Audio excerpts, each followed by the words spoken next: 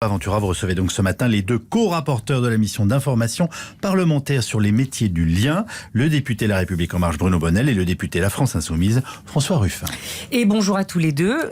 Bonjour. Merci d'avoir accepté de venir ensemble parler de votre mission sur les métiers du lien. Je disais tout à l'heure, tout vous oppose. C'est pas seulement vos partis politiques respectifs. Vous, Bruno Bonnell, député du Rhône, élu sous les couleurs macronistes, et vous, François Ruffin, député de la Somme, élu sous la bannière mélenchoniste. Vos parcours aussi.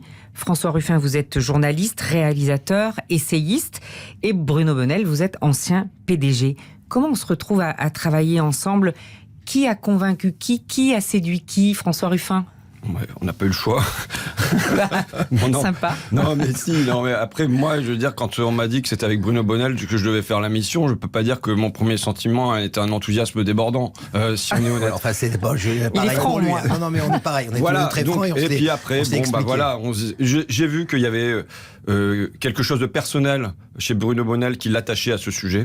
Et donc, à partir de ce moment-là, ça permet de dépasser un certain nombre de clivages et de voir où est-ce qu'on veut aller pour résoudre des injustices. Parce que, bon, je veux pas qu'on passe les 10 minutes sur Bruno Bonnell, François Ruffin. Je veux dire, moi, oui. Je sais pourquoi je suis là. Je suis là parce qu'en ce moment, Martine, à Abbeville, elle est en train d'ouvrir les volets de chez Madame Galland. Elle est en train de lui faire à manger rapidement. Elle est en train de la lever. Enfin, voilà, de se presser pour faire ça. Voilà, une personne âgée, en tant qu'auxiliaire de vie sociale. Elle va en faire 4 dans la matinée. Elle va avoir une grande coupure. Elle va aller refaire des petits repas le midi. Elle va avoir une grande coupure. Elle va terminer à 21h le soir. Et donc, de lever, de travail de 8h à 21h comme amplitude horaire. Donc, en fait, ce sont pas des temps partiels. Mais en revanche, à la fin, c'est un salaire partiel puisqu'elle va terminer le mois à 800 euros. François Ruffin, le métier que vous décrivez, c'est auxiliaire de vie. Bruno Bonnell, les métiers du lien, c'est quoi exactement ? Justement, ces métiers du lien, c'est les métiers qui font société. C'est-à-dire que, pour rebondir sur ce que vient de dire François, vous venez de voir le style Ruffin qui s'intéresse aux gens et qui part des gens pour essayer de réélever.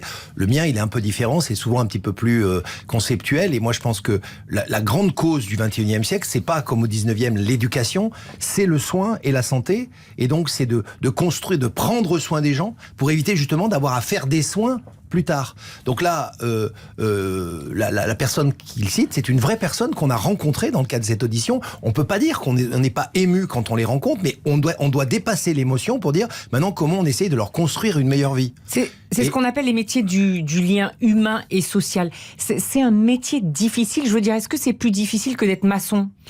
Alors d'abord, le taux d'accident est 2 fois supérieur dans ces métiers-là que dans les métiers du bâtiment. Mais il ne s'agit pas de faire... Mais pourquoi c'est pourquoi justement parce que il y a plus d'accidents ? Parce qu'on se brise le dos à lever les patients, voilà, notamment, par exemple, quoi. Donc on termine avec les épaules en miettes, avec les reins en miettes, tout ça. Mais maintenant, il ne s'agit pas de faire de la concurrence entre quel est le métier le plus pénible, mais c'est de se dire que là, on a des métiers dont l'utilité est évidente du berceau jusqu'à la mort, puisque les 4 métiers qu'on a choisis, c'est assistante maternelle, animatrice périscolaire, accompagnante d'enfants en situation de handicap et auxiliaire de vie sociale, donc notamment pour les personnes âgées. Donc ça va vraiment du bébé jusqu'à la personne âgée.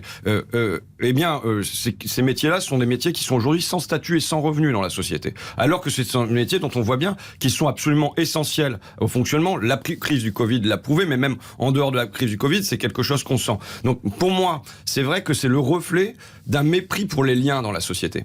C'est-à-dire que aujourd'hui, on a les biens qui sont hyper valorisés. Juste avant, à l'antenne, on avait une publicité pour une automobile. Mais en revanche, la valorisation des liens, elle n'existe pas. Et ça se traduit par les métiers qui sont centrés là-dessus et qui sont dévalorisés, qui ont des contraintes horaires de dingue. Alors pourquoi aussi ?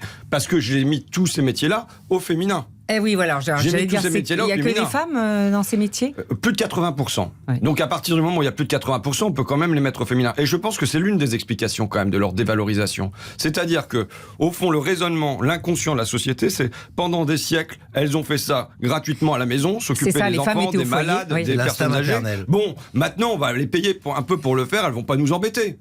Voilà ce qui traîne dans la société. Donc c'est de ça dont il s'agit de sortir. Parce qu'il y a un mot important, c'est le mot métier. Parce que souvent on dit c'est naturel. Les femmes font ça naturellement. Elles élèvent les enfants naturellement, elles s'occupent des personnes fragiles naturellement, et puis des personnes âgées naturellement. Alors que quand on discute avec ces personnes, non, ce sont des professions. Et c'est pour ça d'ailleurs qu'on a identifié tout de suite que le besoin de formation dans ces métiers est essentiel. Le besoin de faire carrière dans ces métiers est essentiel. On ne peut pas passer par exemple aujourd'hui de assistante maternelle à professeur des écoles dans une école maternelle. Ça n'existe pas. C'est-à-dire que si vous êtes nounou, vous restez nounou pour la vie. Puis quand c'est fini, c'est fini. Puis si vous avez des enfants qui partent, c'est dommage. Cette mission, vous l'avez menée pendant la crise. Simplement, en lisant des témoignages, j'ai vu que ces gens-là n'avaient pas reçu la prime qu'ont pu recevoir les soignants. C'est vrai, ça, c'est un des combats. Vous l'avez constaté? Oui, c'est vrai. Pour les auxiliaires de vie sociale, ça va dépendre des départements. Pour les assistantes maternelles, pour l'instant, elles ne sont pas incluses dans ça. Donc, en fait, ça traduit quelque chose. C'est que sur les auxiliaires de vie sociale, puisque ça dépend des départements, il va y avoir 100 politiques différentes pour 100 départements différents. Ça veut dire avec des niveaux de rémunération, avec une organisation du travail et tout ça, qui va être complètement disparate sur le territoire. Donc il faut tout harmoniser maintenant. Oui, moi je suis pour un service public national de ces métiers. Mais alors je crois que vous n'êtes pas d'accord là-dessus. Je pense qu'on peut être d'accord là-dessus. C'est-à-dire que je dis pas, là je suis pas en train de vous dire qu'il faut fonctionnariser tout le monde. C'est pas ça que je vous dis. Ça c'est une des discussions qu'on a eues justement. On n'a pas mis ça dans la mission et on l'a pas mis en proposition de loi non plus. Donc je dis pas ça. Je dis qu'en revanche, il faut une homogénéisation de ces métiers au niveau national. Il faut qu'il y ait une organisation. Les horaires, les salaires, les statuts, les qualifications, les formations. On peut pas avoir 100 politiques différentes pour 100 départements. Et encore, pour les animatrices périscolaires, c'est encore pire puisque c'est une politique différente par commune. Oui.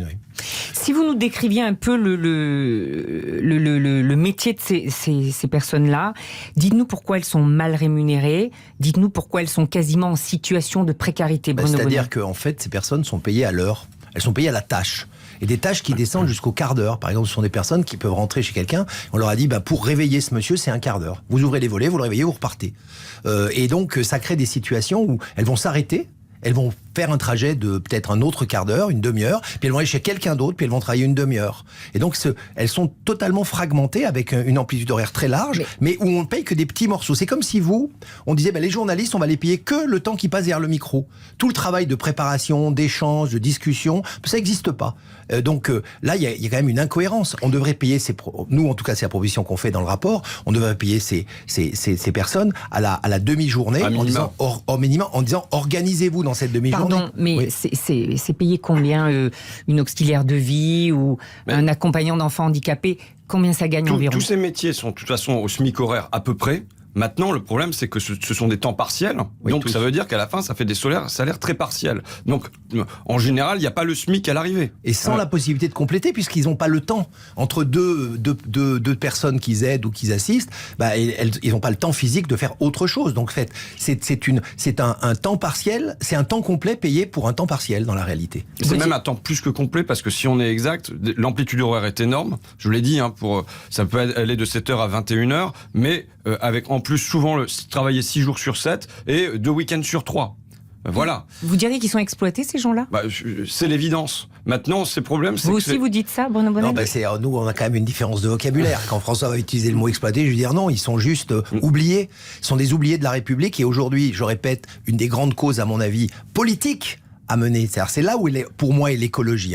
C'est de faire rentrer l'utilité sociale dans l'économie. Et pas simplement regarder l'offre et la demande. En fait, c'est basculer. Je crois que François le dit bien. C'est pas juste valoriser ce qui est quantitatif, c'est-à-dire le rapport du prix, mais le qualitatif. Et comment on fait rentrer le qualitatif dans l'économie? Alors, je sais que c'est un peu un télo comme discours, mais c'est ça qui permet de structurer et notamment de convaincre des gens de mon propre parti à dire c'est pas simplement la lutte des classes, c'est aussi l'attractivité de ces métiers. C'est 1 million de métiers à 2030. C'est un métier d'avenir, François Ruffin? C'est déjà un métier du présent. Il faut voir que ça représente des masses énormes. On peut considérer qu'il va y avoir 1 million d'emplois créés là-dedans. Maintenant, ça va être quels emplois? Est-ce que ça va être des emplois avec vie de galère, salaire de misère? Ou bien est-ce que ça va être des emplois structurés qui donnent envie aux gens d'y être? Parce que les gens, les femmes qui le font, ce sont des femmes pour la plupart. Elles aiment ce métier-là. Dans l'idéal, il faudrait les payer combien? Je ne sais pas si je pose la bonne question, mais dans l'idéal, il faudrait les payer combien? De toute façon, il y a un truc dans ce pays qui s'appelle le salaire minimum.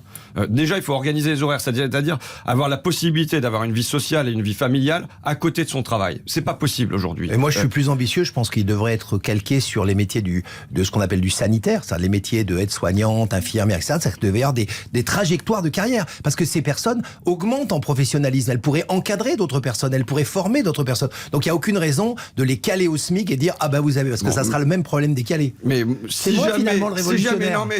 Je veux bien être plus maximaliste que ça, mais si jamais sous l'ère Macron, La surenchère. si jamais sous l'ère Macron, les 4 métiers qu'on vient d'énumérer avaient à la fin des horaires normaux et au minimum le salaire minimum, j'en serais heureux. Vous revoteriez Macron. Ouais, non, je dis pas que je m'inscrirai à La République En Marche, mais en tout cas, il y aurait un pas.